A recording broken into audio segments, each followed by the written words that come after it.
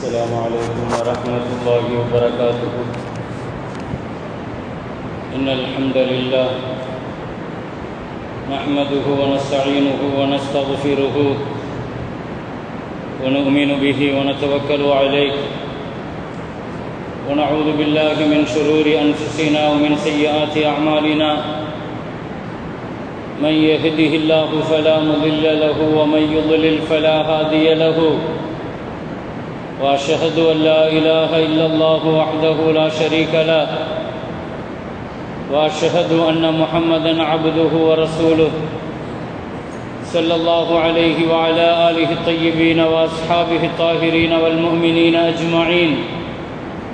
أما بعد، فقد قال الله تعالى في كلامه القديم الفرقان الحميد: بسم الله الرحمن الرحيم: ولنبلونكم بشيء من الخوف والجوع ونقص من الأموال والأنفس والثمرات وبشر الصابرين.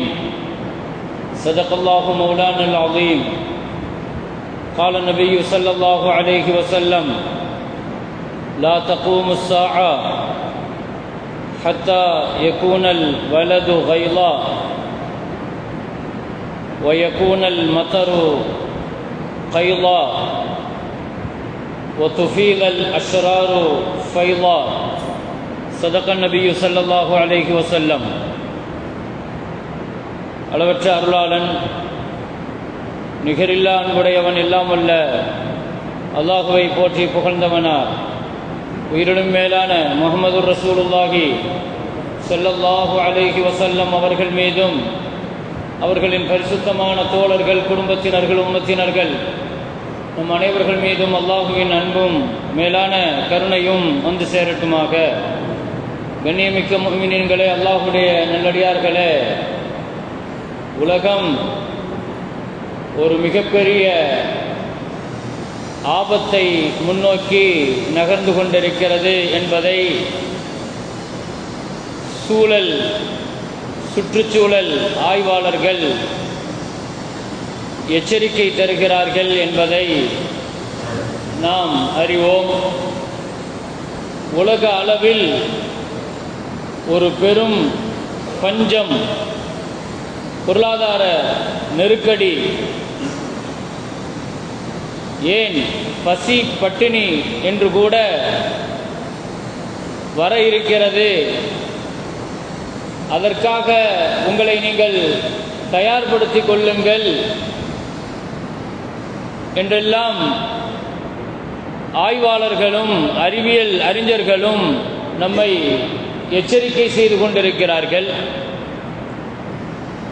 ஏதோ போகிற போக்கில் அவர்கள் இந்த வார்த்தையை பயன்படுத்துகிறார்கள் என்று யோசிப்பதற்கல்ல. நிச்சயமாக உலகம் அப்படியான நெருக்கடிகளைத்தான், ஒரு பெரிய பொருளாதார நெருக்கடியைத்தான், இதிலே தமிழகம், இந்தியா என்பதை தாண்டி சர்வதேச மட்டத்தில் ஒரு பெரிய பொருளாதார நெருக்கடியை நோக்கித்தான் இந்த உலகம் பயணித்துக் கொண்டிருக்கிறது என்பதை மறுப்பதற்கு இல்லை. இது பயம் காட்டுவதற்கு, பயமுறுத்துவதற்காக சொல்லப்பட்ட விஷயங்கள் அல்ல, அதுதான் உண்மை என்பதை உற்று நோக்கி கவனிக்கக்கூடியவர்களுக்கு தெரியும். ஒரு ஆரம்பத்தில் பசி பட்டினி பொருளாதார நெருக்கடி இதெல்லாம் திடீர்னு ஆக்கிரமிச்சு வந்துடாது. ஆரம்பத்தில் பரக்கத்துகள் தான் எடுக்கப்படும். அந்த காலகட்டத்தை நாம் கடந்து வந்து கொண்டிருக்கிறோம். நம்முடைய பொருளாதாரத்தில் பரக்கத்துகள் இல்லை. கடந்த வாரம் நாம் அதுதான் தெளிவுபடுத்தினோம். நிறைய விஷயங்களிலிருந்து நம்ம பரக்கத்துகளை இழந்துக்கிட்டே இருக்கிறோம். அப்போ அந்தந்த பொருளுக்கு ஒரு 30 வருஷத்துக்கு முன்னால், 50 வருஷத்துக்கு முன்னால், போன நூற்றாண்டில் போன மக்கள்கிட்ட இருந்த அபிவிருத்திகள் இன்னைக்கு கொஞ்சம் கொஞ்சமாக எடுக்கப்பட்டு கொண்டே இருக்கிறது. அப்போ ஒரு பெரிய அளவில் பரக்கத்துகளுடைய நெருக்கடிகளுக்கு பின்னால் அடுத்த காலம் என்ன காலம் ஏற்படும்னா ஒரு பெரிய பஞ்ச காலம் தான் ஏற்படும். இதுதான் ஒரு பெரிய அளவில் உண்மையும் கூட. இன்றைக்கு நீங்கள் சர்வசாதாரணமாக பார்க்கலாம். இதற்கு வேற வேற பெயர்களை வச்சிருப்பாங்க. ஏஐயினுடைய வளர்ச்சி, அதனால ஒரு பெரிய அளவில் ஐடியில் வேலை இழப்பு ஏற்படுது. பெரிய அளவில் பொருளாதார நெருக்கடியை சந்திச்சுட்டு இருக்குது. ஐடி ஃபீல்டு, இன்ஃபர்மேஷன் டெக்னாலஜியில் இன்னைக்கு ஒரு பெரிய அளவில் சாஃப்ட்வேர் துறையில், அந்த துறையில் இருக்கிறவங்களுக்கு தெரியும், அது ஒரு பெரிய அளவில் வேலை நெருக்கடியை சந்திச்சுட்டு இருக்குது. இருக்கிறவங்க வேலையிலிருந்து தூக்கப்பட்டு இருக்கிறாங்க. புதுசாக ஆள் எடுக்கிற அளவுக்கு அவங்களுக்கு தேவையில்லை. இருக்கிறவங்க ஒரு பெரிய மன அழுத்தத்திற்கு ஆளாக்கப்பட்டு இருக்கிறாங்க. எந்த நேரம் எப்படி வேலை போகுங்கிறது தெரியாது. எது காரணமாக வச்சு வேலையை மொத்தமாக தூக்குவாங்கன்னு தெரியாது. நீங்க பார்க்குற வேலையை செய்யறதுக்கு இன்னைக்கு ஏஐ வந்துடுச்சு. இன்னைக்கு ஆர்டிபிஷியல் இன்டெலிஜென்ஸ்ங்கிறது இன்னைக்கு பெரிய அளவில் ஒரு பெரிய தாக்கத்தை ஏற்படுத்துது. இன்னைக்கு அதை மிஷின் லேர்னிங் என்றெல்லாம் அடுத்தடுத்த கட்டத்துக்கு போய் ஒரு எதை நோக்கி போகுதுன்னே தெரியாத அளவுக்கு ஒரு பெரிய குழப்பத்தில் இருக்குது. உதாரணமாக இன்ஜினியரிங் துறையில் அவர் படிக்கிறாருன்னு சொன்னால் ஒரு ஃபீல்டை தேர்வு பண்ணி, கம்ப்யூட்டர் சயின்ஸோ ஏதோ ஒரு துறையோ தேர்வு பண்ணி அவர் படிக்க ஆரம்பிப்பார். என்ன பிரச்சனைன்னா 4 வருஷம் படிச்சுட்டு வெளியே வர்றதுக்குள்ள அதற்கான வரவேற்பு இல்லாமல் போயிடுது. இன்னைக்கு அதுதான் ஒரு பெரிய பிரச்சனை. அப்போ எதை நோக்கி படிச்சுட்டு வந்தாலும் உனக்கு நீ சாதாரணமான ஒரு டிகிரி போதாதுங்கிற ஒரு நிலைக்கு, நான் பறக்கத்து இல்லைங்கிற ஒரு நிலையை நான் சொல்றேன். அடுத்த கட்டம் இதைத்தான் நிற்கும். ஒரு பெரிய பொருளாதார நெருக்கடிக்கு நம்ம தள்ளப்பட்டுருவோம். ஒரு பெரிய பஞ்சத்துக்கு நம்ம ஆளாக்கப்பட்டுருவோம். அந்த பஞ்சத்தை எப்படி சமாளிக்க போறோங்கிறது தெரியல. அதை சமாளிக்கிற அளவுக்கு உண்டான ஆட்சியாளர்களை இந்தியாட்ட கிடையாது. மத துவேஷங்களையும் மத பிரச்சாரங்களையும் மத வெறுப்புணர்வை மட்டுமே பேசி பேசி மக்களை பிளவுபடுத்தி இதை மட்டுமே தங்களுடைய அஜெண்டாவா எடுத்துக்கொண்டு சோசியல் மீடியால இந்த கருத்தை மாத்திரமே சொல்லிக்கொண்டு அப்படியே மக்களை பிளவுபடுத்துற, வெறுப்பை ஏற்படுத்துற பாசிச சக்திகள் தான் இன்றைக்கு ஆட்சியில் இருந்து இதை பண்ணிட்டு இருக்கிறாங்க. அதனால இவர்கள் ஒரு பெரிய பொருளாதார நெருக்கடி அதை சமாளிக்கிற அளவுக்கு பொருளாதார ரீதிய அறிவும் கிடையாது, இவங்கள்ட்ட எந்த தெளிவும் கிடையாது, எந்த திட்டமும் கிடையாது. அதனால நாம் என்ன சொல்கிறோம், ஒரு பெரிய நெருக்கடியை நோக்கி உலக அளவில் அது ஐடி ஃபீல்டு மட்டுமல்ல, சாப்ட்வேர் துறைகள் மட்டுமல்ல, எல்லா துறைகளுமே இந்த நெருக்கடியை சந்திக்குது. அந்தந்த துறைகள் அதுக்கு பேர் வச்சுக்கிறாங்க. ஏஐ வந்ததுனால நமக்கெல்லாம் நிறைய வேலை இழப்புகள் ஏற்படுது, அது ஏற்படுது. ஒரு காலகட்டம் வரும்பொழுது அது அறிவியல் வளர்ச்சின்னு நினைச்சாங்க. ஆனா அது ஒரு கட்டத்துக்கு மேல எல்லா விஷயங்கள்லையுமே ஏஐங்கிறது உள்ள புகுந்ததனுடைய விளைவாக இன்றைக்கு பெரிய அளவில் ஐடி துறையில் அது ஒரு பெரிய நெருக்கடி. இது அல்லாம எல்லா துறைகளிலேயும் இன்றைக்கு இந்த பஞ்ச காலங்களும் நெருக்கடி காலங்களும் வேலையில்லா திண்டாட்டமும் பொருளாதார நெருக்கடிகளும் அதை நோக்கித்தான் உலகம் பயணித்துக் கொண்டிருக்கிறது. குர்ஆன் தெளிவாக சொல்லுது, வலனபுலுவன்னக்கும் பிஷைஇம் மினல் கௌஃபி வல் ஜூ'. அல்லாஹு தஆலா சோதிக்கிறதாக இருந்தா 2 சோதனையை தான் அல்லாஹ் குர்ஆன்ல முன்வைக்கிறான். இந்த 2ம் மிக முக்கியமான சோதனை என்று குர்ஆன்ல பல இடங்கள்ல அல்லாஹ் சொல்றான். ஒன்று பயம், இன்னொன்று பசி. இந்த 2ஐயும் ரொம்ப யோசிக்கணும். எல்லா காலகட்டத்திலேயும் அல்லாஹ் இந்த சோதனைகளை அல்லாஹ் கொடுத்திருக்கிறான். பயத்தை கொண்டும் சோதிப்போம், பசியை கொண்டும் சோதிப்போம். குர்ஆன்ல சூரத்துல் பக்ரால அல்லாஹ் சொல்ற வார்த்தை. அப்ப இந்த பயமும் பசியும் ரொம்ப முக்கியம். அது ஒவ்வொரு காலகட்டத்திலேயும் நிறைய நபிமார்கள் காலகட்டத்தில், ரசூலுல்லாஹ் காலகட்டத்தில், சஹாபாக்கள் காலகட்டத்தில் இந்த பசியும் பட்டினியும் இந்த பொருளாதார நெருக்கடியும் ஏற்பட்டு இருக்குது. அதை சமாளிக்க தகுந்த பொருளாதார திட்டங்களை நபிமார்கள் வச்சிருந்தாங்க, பின்னால வந்த சஹாபாக்கள் வச்சிருந்தாங்க. ஒவ்வொரு காலகட்டத்திலையும் அதை எதிர்கொள்ற அளவுக்கு ஓரளவுக்கு அவங்க எதிர்கொண்டாங்க. அப்போ பசி, இப்ராஹிம் அலைஹிஸ்ஸலாம் மக்காவை என்ன செய்யறாங்க, நிர்மாணிக்கிறாங்க, மக்காவை கட்டமைக்கிறாங்க. ஒரு ஊரை கட்டமைக்கிறதுக்கு முதல்ல என்னங்க தேவை? ஒரு ஊரை அழிக்கணும்னா அல்லாஹ் தஆலா இந்த 2ஐயும் கொடுத்தா போதும். ஒரு வீட்டை அழிக்கணும்னா அல்லாஹ் இந்த 2ஐயும் தந்தா போதும். ஒரு குடும்பத்தை அழிக்கணும்னா இந்த 2ம் போதும். அவ்வளவு ஆபத்தானது. இப்ராஹிம் அலைஹிஸ்ஸலாம் ஒரு ஊரை ஆரம்பிக்கும் போது கேட்டு, ரப்பி ஜஅல் ஹாதல் பலத ஆமினன் வர்ஸுக் அஹ்லஹு மினஸ் ஸமராத். இந்த 2 தான் கேட்டாங்க. யா அல்லாஹ், இந்த ஊருக்கு பயம் இல்லாத ஊராக ஆக்கு, பசி இல்லாத ஊராக ஆக்கு. இந்த 2ம் கேட்டாங்க. ஒரு குடும்பத்துக்கோ ஒரு தனி மனிதனுக்கோ ஒரு சமூகத்திற்கோ இந்த 2ம் ஆபத்தானது. பயமும் ஆபத்து, பசியும் ஆபத்து. அல்லாஹ் பாதுகாக்கணும். அதனால தான் நபிகள் நாயகம் ஸல்லல்லாஹு அலைஹி வஸல்லம் சொன்னாங்க, காலையில எழுந்திருக்கிறீங்களா, காலையில எழுந்திருச்ச உடனே அல்லாஹ்வுக்கு நீங்க 3 சுக்ர் செய்யணும். மன் அஸ்பஹ மின்கும் ஆமினன் ஃபீ சிர்பிஹி வ கூது யௌமிஹி முஆஃபன் ஃபீ ஜஸதி. காலையில எழுந்திருக்கும் போது நான் பயம் இல்லாம இருக்கிறேன், அல்ஹம்துலில்லாஹ். நான் பசி இல்லாம இருக்கிறேன், அல்ஹம்துலில்லாஹ். நான் நோய் இல்லாம இருக்கிறேன், அல்ஹம்துலில்லாஹ். இந்த 3 மட்டும் பாருங்கன்னாங்க ஸல்லல்லாஹு அலைஹி வஸல்லம். ஒவ்வொரு நாள் காலையில் எழுந்திருக்கிற பொழுது அல்லாஹ்ட்ட நீங்க பார்க்க வேண்டிய இந்த 3 விஷயத்தை பாருங்க. அல்லாஹ் உங்களுக்கு பயம் இல்லாத வாழ்க்கையை தந்திருக்கானா? பசி இல்லாத வாழ்க்கையை தந்திருக்கிறானா? இன்னைக்கு நினைச்சா நீங்க இன்னைக்கு உண்டான ரிஸ்க கழிக்க முடியும். அந்த அளவுக்கு உண்டான உங்களுக்கு ரிஸ்க் அல்லாஹ் தந்திருக்கிறான். பயம் இல்ல, பசி இல்ல. இதுக்கு முதல்ல அல்ஹம்துலில்லாஹ் சொல்லுங்க. மூணாவது முஆஃபன் ஃபீ ஜஸதி, ஆரோக்கியம் இருக்குது, நோய் இல்லாம இருக்குது.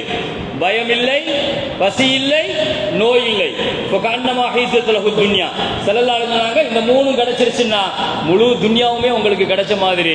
நீங்க எழுந்திருக்கும் போதே 3 அல்ஹம்துலில்லாஹ் சொல்லிட்டு எழுந்திருங்கன்னா ஸல்லல்லாஹு அலைஹி வஸல்லம். அப்ப காலையில நீங்க அல்லாஹ்வுக்கு சொல்ல வேண்டிய 3 நன்றிகள் இருக்கிறது. அப்போ பயமும் பசியும் ஒரு மோமினுக்கு பெரிய ஆபத்து. அச்சம் அல்லாஹ் பாதுகாக்கணும். அப்ப இப்ராஹிம் அலைஹிஸ்ஸலாம் மக்காவுக்கு அதைத்தான் கேட்டாங்க.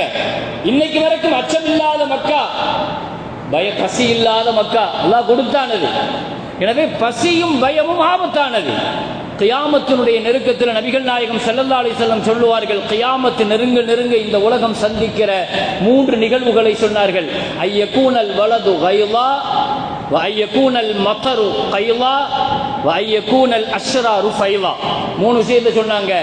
ஒன்று, சின்ன பிள்ளைங்களை நீங்க பாருங்க, ரொம்ப கோபக்காரனா இருப்பாங்கன்னாங்க ஸல்லல்லாஹு அலைஹி வஸல்லம்.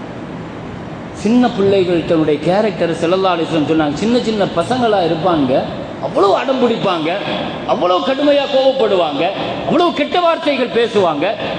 பிள்ளைங்கள்ட்ட இந்த கேரக்டர் மாறிடும்ங்கிறாங்க. சின்ன பிள்ளைங்கள்ட்ட இந்த மாற்றங்கள் ஏற்படும் கியாமத்தினுடைய நெருக்கத்தில். வயக்கூனல் மத்தரு கைலா. 2வது சொன்னாங்க, மழையை அல்லாஹ் நிறுத்தி வைப்பான். இந்த பூமிக்கு வரக்கூடிய பரக்கத்தை நிறுத்தணும்னா அல்லாஹ் மழையை நிறுத்தினா போதும். மழை தான் பரக்கத், மழை வழியா தான் பரக்கத். பான்சல்லா மினஸ்ஸமா இமாஅ முபாரக்கா. இன்னைக்கு பெரிய அளவுல மழைக்கு பஞ்சம் ஏற்பட்டிருக்கிறது. நமக்கு தெரியுதோ இல்லையோ, நிறைய பருவ காலங்கள் பொய்த்து போயிருக்கிறது. தென்மேற்கு பருவமழைன்னு சொல்லுவோம், இந்த வருஷம் அறவே இல்லை. அது அந்த மழை ஒரு பெரிய அளவுல பாதிக்கப்பட்டிருக்குது. நீலகிரி மாவட்டங்கள் என்ற பசுமை என்று சொல்ற மாவட்டங்கள் எல்லாம் இன்னைக்கு வரலாற்றிலேயே காய்ந்து போனதில்லையாம், அப்படி காய்ந்து போயிருக்குங்கிறாங்க. சப்தமே இல்லாமல் ஒரு பெரிய வறட்சி நடைபெற்று கொண்டிருக்கிறது. இந்த சமுதாயம் அதை கண்டுகொள்வதாக தெரியவில்லை. ஒரு பெரிய பொருளாதார வறட்சி ஏற்பட்டிருக்குது. ஏதோ இங்க மழை இல்லை அங்க மழை இல்லைங்கிறதெல்லாம் கிடையாது. அதை தாண்டி இன்னைக்கு அது சர்வதேச அளவுல ஒரு பெரிய நெருக்கடியை நோக்கி வந்து கொண்டிருக்கிறது.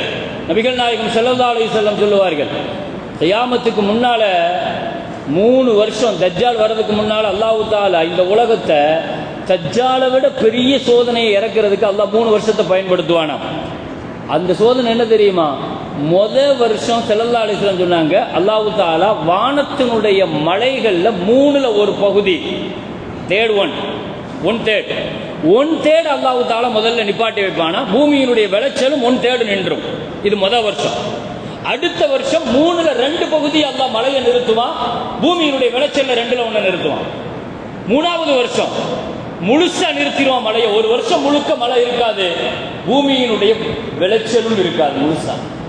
சஹாபாக்கள் கேட்டாங்க, யா ரசூலல்லாஹ், அப்படி வானத்தில் இருந்து மழையும் இல்லை பூமியில விளைச்சலும் இல்லைன்னா ஒரு வருஷம் எப்படி சமாளிப்பாங்க, என்ன சாப்பிடுவாங்கன்னு கேட்டாங்க.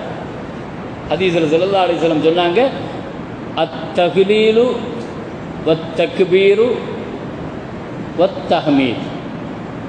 ஸல்லல்லாஹு சொன்னாங்க, லா இலாஹ இல்லல்லாஹு அல்லாஹு அக்பர் வலில்லாஹில் ஹம்து. இதுதான் சாப்பாடுன்னே சொன்னாங்க ஸல்லல்லாஹு அலைஹி வஸல்லம். தஸ்பீஹ் தான் சாப்பாடு. நமக்கு ஆச்சரியமாக இருக்கும், ஒரு காலகட்டம் அப்படி நிறுத்திட்டான்னா எல்லாருடைய நாவுகளும் தஸ்பீஹ் திக்ர் செய்ய ஆரம்பிச்சிருக்கிறாங்க. வரலாற்றில் பஞ்ச காலங்கள்ங்கிறது வந்திருக்கிறது. ஒரு பெரிய பஞ்சத்தை நோக்கி உலகத்தினுடைய போக்கு போய் கொண்டிருக்கிறது என்று சொன்னால் அதனுடைய விளைவுகள் இது எங்க போய் முடியும் என்று தெரியவில்லை. ஒரு நாட்டை அழிக்கிறதுக்கு, ஒரு ஊரை அழிக்கிறது. நபி ஸல்லல்லாஹு அலைஹி வஸல்லம் ஒரு நாள் சஜிதால ரொம்ப நேரம் இருந்தாங்க. இவ்வளவு சஜிதால இருந்து பார்த்ததில்லை. அழுதுட்டு ஸல்லல்லாஹு அலைஹி வஸல்லம் சஜிதால இருந்து சொன்னாங்க, அல்லாஹ் என்கிட்ட 2 ஆப்ஷன் வச்சான். ஒன்று, உங்க சமுதாயம் தப்பு செஞ்சா வானத்தில் இருந்து அதாபை இறக்கி நான் அழிக்கட்டுமான்னு அல்லாஹ் கேட்டான். 2வது, இல்லைன்னா பூமியில இருந்து அதாபை இறக்கி நான் சமுதாயத்தை உள்வாங்கட்டுமான்னு அல்லாஹ் கேட்டான். ஏன்னா கடந்த காலகட்டங்களில் அல்லாஹ் இப்படித்தான் அழிச்சிருக்கான். முன்னுண்டான சமுதாயம் தவறு செய்யும் போது அல்லாஹ் இப்படித்தான் என்ன செஞ்சான், நான் அல்லாட்ட கேட்டேன், ரப்பே மூணாவது என்ன வழி, இந்த ரெண்டையும் விட வேற ஏதாவது இருக்குதா அப்படிங்க. அல்லாஹ் மூணாவது எனக்கு ஒரு வழி கொடுத்தான். பசியை கொண்டு பட்டினியை கொண்டு நான் என்ன செய்யட்டுமா அவங்க சமுதாயத்தை சோதிப்பேன். கண்டிப்பா 3 சோதனையில ஏதாவது ஒன்றை நீங்க எடுத்து தான் ஆகணும், வழி இல்லை. எதை எடுக்க போறீங்க? ஸல்லல்லாஹு அலைஹி வஸல்லம் சொன்னாங்க, இருக்கிறதுலே ரொம்ப அந்த 2 கவனிச்சு பார்க்கும்போது சின்னதா இருக்குதுங்கிறதுனால நான் அதை எடுத்துக்கிட்டேங்கிறாங்க. அப்போ பசியும் பட்டினியும் இந்த சமுதாயத்தினுடைய சோதனைகள்ல ஒண்ணு. அதனால தான் நபி ஸல்லல்லாஹு அலைஹி வஸல்லம் அல்லாஹ்ட்ட அதிகமாக கேட்டது, யா அல்லாஹ் ஒட்டுமொத்தமா என் சமுதாயத்தை பசி பட்டினியில அழிச்சிடாத. அப்போ பசியும் பட்டினியும் பொருளாதார நெருக்கடியும் இது இந்த சமுதாயத்திற்கு வழங்கப்பட்ட சோதனைகள்ல ஒண்ணு. எனவே அப்படிப்பட்ட சோதனையான காலகட்டங்கள் இன்னும் நம்ம சந்திக்கல. அவ்வளோ பெரிய நெருக்கடிகள் கொஞ்சம் கொஞ்சமாக இன்றைக்கு மழைகள் தடுக்கப்பட்டு, விளைச்சல்கள் தடுக்கப்பட்டு, பொருளாதார நெருக்கடிகள் ஏற்பட்டு, 2008 ஒரு சின்ன பொருளாதார கிரைசிஸ் வந்ததை இந்த சமுதாயம் தாங்க முடியல. எத்தனை பேங்குகள் திவாலானது, எவ்வளோ பெரிய நெருக்கடிகள் ஏற்பட்டுச்சு. பொருளாதாரம்ங்கிறது ஒரு சமுதாயத்தினுடைய மூலதனம் அது. அதனால அந்த மாதிரியான நெருக்கடிகள் வந்த காலகட்டத்தில் அல்லாஹ் குர்ஆன்ல அழகாக சொல்லுவான், யூசுப் அலைஹிஸ்ஸலாம். யூசுப் அலைஹிஸ்ஸலாத்தை ஒரு நபியாக நமக்கு தெரியும். ஆனால் பொருளாதார துறைகளில் ஒரு மிகச்சிறந்த PhD படித்த ஒரு மிகச்சிறந்த அறிவியல் விற்பனர் யூசுப் அலைஹிஸ்ஸலாம். இஜஅல்னி அலா ஹஸாயினில் அர்தி இன்னி ஹஃபீதுன் அலீம். யூசுப் அலைஹிஸ்ஸலாம் எகிப்தினுடைய மன்னர்கிட்ட கேட்ட வார்த்தை இதுதான், என்ன நீங்க பொருளாதார துறையில என்ன நீங்க நிதி அமைச்சர் ஆக்குங்க, அது சம்பந்தமாக நான் படிச்சிருக்கிறேன், அறிவு என்கிட்ட இருக்குது, நான் நம்பிக்கையோடு நடப்பேன் அப்படிங்கிறாங்க. ஒரு அரசியல் தலைமைக்கும் பொறுப்புக்கும் அதிகாரத்திற்கும் வருவதற்கு குர்ஆன் சொல்லுகிற பயன்படுத்துகிற வார்த்தை இந்த 2 ரொம்ப முக்கியமானது. இந்த 2 தான் இருக்கணும் ஒரு அரசியல்வாதிகிட்டே ஒரு அதிகாரிகிட்டே. முதல்ல நாணயம் இருக்கணும், நான் நம்பிக்கையா நடப்பேன் அப்படிங்கிறாங்க யூசுப் அலைஹிஸ்ஸலாம். 2வது சொல்றாங்க, எனக்கு அது சம்பந்தமான நெருக்கடிகள் வந்தால் அதை சமாளிக்கிற சூழல் திறன் பற்றிய அறிவு என்கிட்ட இருக்குது, நான் படிச்சிருக்கிறேன், என்னை நம்பி பொருளாதார துறையை கொடுங்கன்னு கேட்கிறாங்க. பொதுவாக அரசியலை விரும்பி எனக்கு பொறுப்பு கொடுங்க, பதவியை கொடுங்க அப்படின்னு கேட்கறதுல இஸ்லாத்துக்கு உடன்பாடு கிடையாது. யாருமே அதற்கு பொறுப்பானவர்களாக இல்லாத பொழுது பொறுப்புள்ளவர்கள் தகுதி உள்ளவர்கள் முன் வந்து சொல்றது தவறு கிடையாது. அப்படித்தான் யூசுப் அலைஹிஸ்ஸலாம் அந்த ஆயத்தின் கீழ் நிறைய தஃசீர் எழுதுவாங்க. ஒரு நபி எப்படி ஆட்சியை கேட்பாரு, ஒரு நபி எப்படி அதிகாரத்தை கேட்பாரு, கேட்கலாமா, அதிகாரத்தை வாங்கிட்டு கேட்கலாமா? நபிகள் நாயகம் ஸல்லல்லாஹு அலைஹி வஸல்லம் அபூதர் ரலியல்லாஹு அன்ஹு கேட்ட உடனே சொன்னாங்க, லா தஸ்அலில் இமாரா, அதிகாரத்தை கேட்கிறவங்களுக்கு நம்ம தரமாட்டோம் நாங்க ஸல்லல்லாஹு அலைஹி வஸல்லம். நீங்க கேட்டு வாங்குனீங்கன்னா அது உங்களுக்கு சுமையாக மாறும், உங்களுக்கு கவலையாக மாறும் நாங்க ஸல்லல்லாஹு அலைஹி வஸல்லம். எந்த அதிகாரத்தையுமே உங்களை தேடி வரும்போது நீங்க ஏற்றுக்கிறது தவறு கிடையாது, உங்களை தேடி திணிக்கப்படுகிற பொழுது நிர்பந்தமா ஏற்றுக்கிறது தவறு கிடையாது, அல்லது அந்த பொறுப்புக்கு நீங்க தான் தகுதியின் மக்கள் தேர்வு பண்ணும்போது தவறு கிடையாது. நீங்களாக பதவியின் மீது கொண்ட மோகத்தையும் அதிகாரத்தையும் அந்த பொறுப்புக்கு நான் வரணுங்கிறதுக்கான எல்லா முயற்சிகளையும் செய்து அப்படி கேட்டு வாங்கிறது உங்களுக்கு சுமையாகவும் கவலையாகவும் கேவலமாகவும் 3 வார்த்தையை சொன்னாங்க. சுமையா மாறும், உங்களால் அந்த அதிகாரத்துக்கு உண்டான இதை செய்ய முடியாது. அப்ப யூசுப் அலைஹிஸ்ஸலாம் அந்த காலகட்டத்தில் கேட்கிறாங்க, எங்கிட்ட கொடுங்க. இதை எப்ப கேட்டாங்க தெரியுமா? எகிப்து ஒரு பெரிய பொருளாதார நெருக்கடியை சந்திக்க போகுதுங்கிற நெருக்கடியில கேட்கிறாங்க. ஒரு பெரிய பொருளாதார நெருக்கடியை சந்திக்குது எகிப்து. அந்த நேரத்தில் சொன்னாங்க, எங்கிட்ட கொடுங்க, நான் எகிப்தினுடைய பொருளாதாரத்தை நான் சரி பண்ணி காட்டுறேன் என்ற ஒரு நெருக்கடியில கேட்கிறாங்க. இப்போ எகிப்தினுடைய மன்னர் யூசுப் அலைஹிஸ்ஸலாத்தை நிதி அமைச்சரா பொருளாதாரத்துறைக்கு ஆக்குனாங்க. என்ன பிரச்சனைன்னா, யூசுப் அலைஹிஸ்ஸலாத்திடம் அந்த மன்னர் ஒரு கனவு கண்டு வந்து சொன்னார். அந்த கனவை குர்ஆன் விவரிக்குது. என்ன கனவு காண்கிறாரு? 7 கொழுத்த மாடுகள், 7 மெலிந்த மாடுகள் அதை சாப்பிடு. மெலிந்த 7 மாடுகள் கொழுத்த 7 மாடுகளை சாப்பிடுற மாதிரி ஒரு கனவு. சூரா யூசுஃப்ல அல்லாஹ் இந்த கனவை அந்த மன்னர் கண்டதாக அல்லாஹ் சொல்றான். இன்னி அரா சபஅ பகராத்தின் சிமானி யஅகுலுஹுன்ன சபஉன் இஜாப். கொழுத்த 7 மாடுகள், மெலிந்த 7 மாடுகள், ரெண்டையும் அல்லாஹ் சொல்றான். அப்ப மெலிந்த மாடு கொழுத்த மாடை சாப்பிடு. 7 கதிர்கள் பசுமையா இருக்குது, 7 கதிர்கள் காய்ந்து போயிருக்கு. இதுதான் கனவு. இந்த கனவு யாரோ கண்ட கனவு அல்ல, குர்ஆன் சொல்லுகிற ஒரு அரசருடைய கனவை குர்ஆன் சொல்லுது. அப்ப இந்த கனவுக்கு என்ன விளக்கம் தெரியல, யார்கிட்ட கேட்டா தெரியும் தெரியல. சிறையில் இருக்கிறாரு யூசுப் நபி, ஒரு வாலிபர், அவர் கனவுக்கு விளக்கம் சொல்லுவாரு, அவர்கிட்ட போய் கேளுங்கன்னு சொன்ன உடனே யூசுப் அலைஹிஸ்ஸலாத்துக்கு ஆள் அனுப்பி வச்சு கேட்குறாங்க, என்னங்க இந்த கனவு? அப்போ இந்த கனவுக்கு விளக்கம் சொன்னாங்க. 7 மெலிந்த மாடு 7 கொளுத்த மாடு சாப்பிடுதுன்னா என்ன அர்த்தம்னா 7 வருஷ காலம் உங்களுக்கு பசுமையான காலம் வரும். ரொம்ப மலைகள் உள்ள பசுமையான காலம் வரும். நீங்கள் விவசாயம் செய்யுங்க. அதுக்கு அடுத்து 7 பஞ்ச காலங்கள் வரும். 7 பஞ்ச காலங்கள், கடுமையான பஞ்சம், மழை தடுக்கப்படும், நிறுத்தப்படும். அதுக்கு பின்னால ஒரு வருஷம் வரும், அதில் ரொம்ப இன்னும் மழை காலங்கள் வரும், ஒரு வருஷம். அப்போ 15 வருஷத்துக்கு உண்டான திட்டங்கள், பொருளாதார திட்டங்கள் இதில் இருக்குது. நீங்கள் என்ன செய்யணும் தெரியுமா? 7 வருஷம் விவசாயம் செய்யுங்க. விவசாயம் செஞ்சுட்டு அந்த 7 வருஷத்துக்கு தேவையான அறுவடைகளை நீங்கள் எடுத்து சாப்பிட்டுக்கங்க, பயன்படுத்திக்கங்க. ஆனாலும் முழுசாக சாப்பிட்றாதீங்க. அதுக்கு பின்னால் வரக்கூடிய 7 பஞ்ச காலங்களுக்கு அறுவடைக்கு உண்டான சேமிப்பை நீங்கள் என்ன செய்யுங்க, அந்த கதிரிலேயே விட்டுருங்க. தனியாக வச்சு நீங்கள் சேமிக்க கூடாது, குவில்ல கதிரிலேயே வச்சு சேமிக்கணும். அதுக்கு பின்னால பஞ்ச காலங்கள் 7 வருஷத்தை அதை எடுத்து பயன்படுத்துங்க. 15வது வருஷம் வரக்கூடிய ஒரு மழை காலம், அதில் நீங்கள் என்ன செய்யுங்க, செழிப்பாக இதை கொண்டு விவசாயம் பண்ணுங்கன்னு ஒரு 15 வருஷ திட்டத்தை சொல்லி கொடுக்குறாங்க. யூசுப் அலைஹிஸ்ஸலாம் இந்த திட்டத்தை சொல்லும் போது அரசர்கிட்ட சொன்ன உடனே யூசுப் அலைஹிஸ்ஸலாம் ஒரு வார்த்தை சொன்னாங்க, இஜ்அல்னி அலா ஹஸாயினில் அர்த். இந்த 15 வருஷ திட்டத்தை சொல்லியிருக்கிற என்ன செய்யணும், எப்படி செய்யணுங்கிற அறிவு என்கிட்ட இருக்குது, என்ன நீங்கள் அதுக்கு பொறுப்புதாரியாக ஆக்குங்கன்னா யூசுப் அலைஹிஸ்ஸலாம் சொன்னாங்க.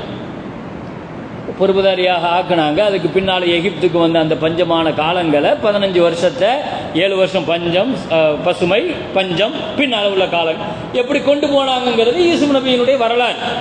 இங்கே என்ன நம்ம யோசிக்கிறோம்னா 7 வருஷத்தினுடைய பஞ்ச காலத்தை எப்படி சமாளிப்பதுங்கிற அற்புதமான திறன் படைத்த யூசுப் அலைஹிஸ்ஸலாம் அந்த காலகட்டத்தில் உலகமே ஒரு பெரிய பசி பட்டினியில் சிக்கிய பொழுது உலகத்துக்கே சாப்பாடு போட்டது எகிப்து தான், எகிப்து மண்ணு தான் என்று குர்ஆன் சொல்லுது.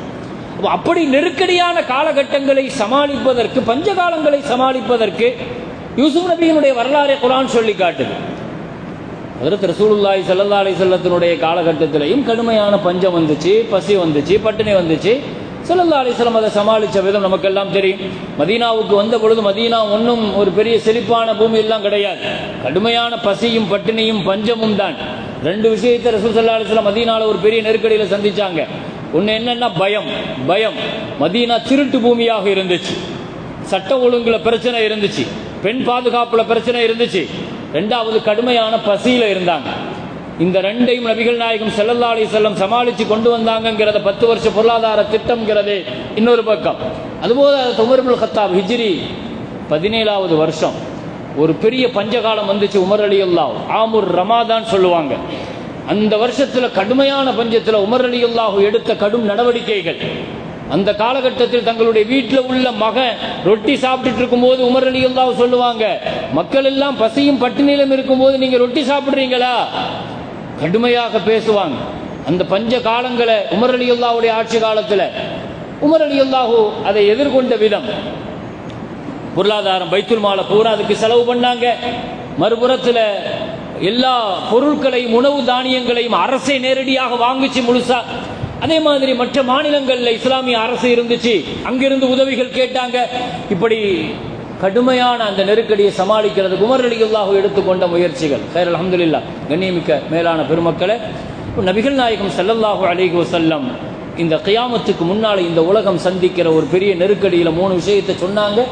குழந்தைகளுடைய கேரக்டரில் மாற்றம் ஏற்படும், மழை கடுமையான முறையில் தடுக்கப்படும், வயக்கூனல் அஷ்ராரு ஃபைலா, ரவுடிகளும் மூர்க்கத்தனமான கேடிகளும் அதிகமாகிடுவாங்கன்னாங்க ஸல்லல்லாஹு அலைஹி வஸல்லம். ரொம்ப மோசமான கெட்டவர்களும் கடுமையான ரவுடிகளும் அதிகமாகிற ஒரு காலகட்டமாகி போகும் என்று நபிகள் நாயகம் ஸல்லல்லாஹு அலைஹி வஸல்லம் சொன்ன அந்த காலகட்டம். எனவே பரக்கத்துகளை இழந்த ஒரு காலகட்டத்தில் நாம் வாழுகிறோம். எனவே எதிர்காலம் ஒரு பெரிய வறட்சியை நோக்கி போய் கொண்டிருக்கிறது என்று எல்லோரும் பயமுறுத்துகிறார்கள்.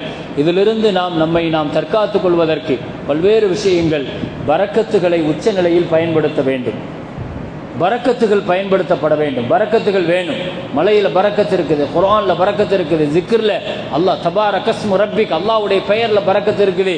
எனவே பரக்கத்துகளை பயன்படுத்தணும். அல் பரக்கத்து மா அகாபிரிக்கும், உங்களுடைய வீடுகளில் உள்ள பெரியவர்கள்ட்ட, பெற்றோர்கள்ட்ட பரக்கத்து இருக்குதுங்கிறாங்க. எனவே பரக்கத்துகள் இருக்கிற அதை பயன்படுத்தணும். இரண்டாவது, தேவையில்லாத வீண் விரயங்களை தவிர்க்கணும். அனாச்சாரமான நுகர்வு கலாச்சாரத்திலிருந்து இந்த சமுதாயம் வெளியே வரணும். தேவையா தேவையில்லையா, இதை வாங்கணுமா இதை வாங்கக்கூடாதா, எந்த ஒரு அடிப்படையும் இல்லாமல் இன்றைக்கு எல்லா பொருட்களையும் வாங்கி போடுகிற ஒரு மனோநிலை இன்னைக்கு ஏற்பட்டு போச்சு.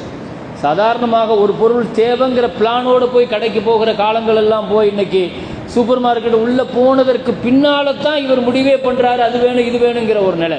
எனவே அத்தியாவசியங்களை மீறி அனாச்சாரங்களும் வீண் விரயங்களும் அதிகமாக நுகர்வு கலாச்சாரத்திற்கு அடிமையாகிவிட்ட ஒரு சமுதாயம். எனவே சிக்கனங்கள் அது தண்ணீராகவே இருந்தாலும் ரொம்ப தேவை. எனவே சிக்கனத்தை நோக்கி இந்த சமுதாயம், பரக்கத்துகளை தேடி இந்த சமுதாயம், இப்படி பல்வேறு விஷயங்களை நோக்கி இந்த சமுதாயம் முன்வர வேண்டும். எனவே அப்படிப்பட்ட நெருக்கடியான காலகட்டங்களை நாம் சமாளிப்பதற்கு எல்லாம் வல்ல ரப்புல் ஆலமீன் அல்லாஹ்விடத்தில் அதிகமாக துஆ செய்யணும். உமர் ரலியல்லாஹு சொல்லுவார்கள், எங்களுக்கு ஒரு நெருக்கடி ஏற்பட்ட பொழுது நாங்கள் நல்லவர்களை கொண்டு அல்லாஹ்விடத்தில் மழை தேடினோம், அல்லாஹ் எங்களுக்கு மழையை தந்தான் என்று சொன்னார்கள். எனவே கண்ணியமிக்க மேலான பெருமக்களே, இதுபோன்ற நெருக்கடியான காலகட்டத்தில் அல்லாஹ்விடத்தில் நாம் செய்ய வேண்டிய துஆ, அல்லாஹ் அப்படி ஒரு பஞ்சத்தை விட்டும் பசியை விட்டும் நெருக்கடியை விட்டும் பொருளாதார பரக்கத்தின்மை விட்டும் அல்லாஹு தஆலா நம்மையும் நம் குடும்பத்தையும் இந்த சமூகத்தையும் அல்லாஹ் பாதுகாக்க வேண்டும் என்று எல்லாம் உள்ள ரப்புல் ஆலமீன் அல்லாஹ்விடத்தில் துஆ செய்ய வேண்டும். வாஹிரு தஅவானா அல்ஹம்துலில்லாஹி ரப்பில் ஆலமீன். அஸ்ஸலாமு அலைக்கும் வரஹ்மத்துல்லாஹி வபரகாத்துஹு.